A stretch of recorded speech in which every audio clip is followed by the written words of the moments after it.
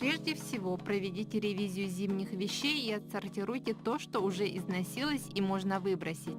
Из оставшихся вещей выберите те, что требуют стирки и химчистки. Обычно в химчистку сдают шубы, дубленки и светлые пуховики. Остальное можно стирать в машинке, если на этикетке не указано иного. Используйте щадящие порошки и специальный режим. Чтобы в пуховике не сбился пух, положите в машинку пару резиновых мячиков.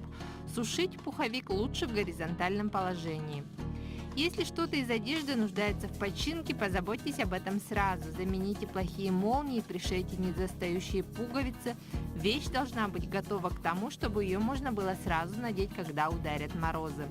Чтобы шуба долго прослужила, не потеряв свой цвет и качество меха, ее необходимо хранить в хорошо проветриваемом месте, вдали от прямых солнечных лучей и нагревательных приборов.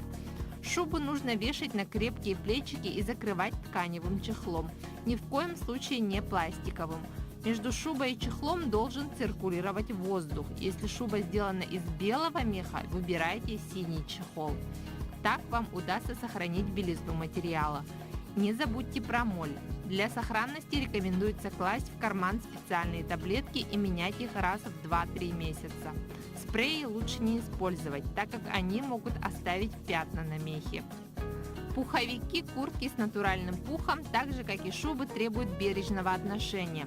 Им вредят прямые лучи солнца, любые посторонние запахи и теснота отсутствия воздуха.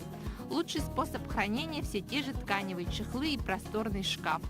Куртки с синтетическим наполнителем куда более неприхотливы и не требуют особых условий. Самый удобный и компактный вариант хранить такие куртки – складывать их в вакуумные мешки. Шерстяные теплые вещи, свитера и кофты противопоказано хранить на вешалках. На лето их следует убирать на отдельную полку или в короб, свернув рулончиком, чтобы не оставалось уродливых заломов, от которых потом будет сложно избавиться. С шарфами и шапками нужно поступить так же. Обувь. Чтобы спрятать на зимовку любимые сапоги или ботинки, недостаточно только смыть с них грязь и попрятать по коробкам. Чтобы не деформировать и не повредить обувь, нужно ее подготовить. Помойте обувь с мылом, мягко очищая кожу.